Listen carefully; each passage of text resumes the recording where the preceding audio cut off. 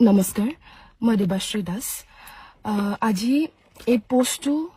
social মিডিয়াত দিয়া মোৰ যথেষ্ট কাৰণ আছে কাৰণ সকলোৱে জানে যে মই বৃন্দাবন থিয়েটাৰৰ লগত জড়িত হৈ আছিলো মই নাটক কৰিও গৈ আছিলো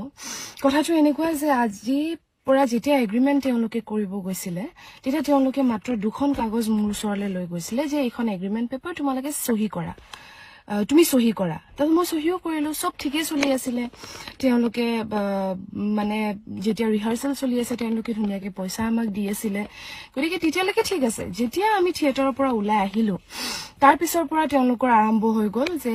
আজি পইচা দিব নোৱাৰো কালি দিম কেতিয়াবা 10,000 দিয়ে কেতিয়াবা 5,000 দিয়ে কেতিয়াবা 20,000 টকা দিয়ে হেনেকে মানে তেওঁলোকে চলাই আহিছিলে তাৰ পিছত কেতিয়াবা 50 দিয়ে তেনেকে চলি আহিছিলে তাৰ পিছত যেতিয়া দুৰ্গা পূজা পেন্ডেলত আমাক হিচাপখন পঠিয়াই যে তোমালোকৰ ইমানখিনি হিচাপ হৈছে আমি তেতিয়া হিচাপখন চাই পেলাই কৈছো যে এইখন মোৰ হিচাপ নহয় মোৰ হিচাপৰ লগত একেবাৰে নিমিলে তাৰ পিছত ক'ত পইচা কাটিছে কি পইচা কাটিছে গোটেইখিনি যেতিয়া চালো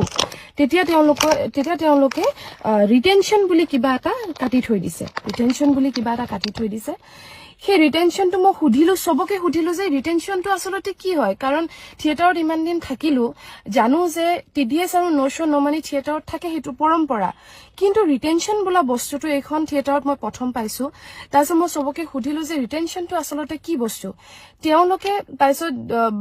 খবৰ পাইছো যে ৰিটেনশনটো আসলতে সেটিংছ আৰু লাইটৰ লৰা ৰাখি থোৱা হয় হেতু শেষত পেন্ডেলৰ শেষত দিয়া হয় হেতু আসলতে তেওঁলোকে যাতে কোনো ধৰণৰ তেনেকুৱা স্টেপস মানে পলাই যোৱা ধৰণৰ তেনেকুৱা কাম কৰিব নোৱাৰে সেই কাৰণে মানে ৰিটেনশনটো ৰাখি থোৱা হয় এতিয়া মোৰ প্ৰশ্ন হৈছে যে ৰিটেনশনটো আমাৰ শিল্পী বিলাকৰ কিয় ৰাখে যিসকল আৰ্টিষ্ট বেনাৰত কাম কৰি আছে সেই সকল আৰ্টিষ্ট জানো পলাই যাব মোৰ প্ৰশ্নটো হল এইটো আসলতে এটা গাত লাগা কথা যে যিসকল আৰ্টিষ্টে আমাক মানুহে চিনি পায় আমাক মানুহে চায় গতিকে আমি কিবা ধৰণৰ আমি যদি প্ৰবলেম পাও যে আজি ইয়াত থাকিবলৈ মন যোৱা নাই বহুত মানসিকভাৱে মই যথেষ্ট মই ইয়াত থাকিব পৰা নাই আমি ডেফিনেটলি মালিকক কৈ যাম থিয়েটাৰৰ গোটে মানুহখিনিক কৈ যাম যেনেকে মই আজি কৈ আছো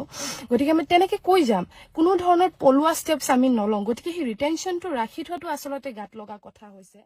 সময়ৰ খবৰ সময়ত পাবলৈ ফলো কৰক টাইম অফ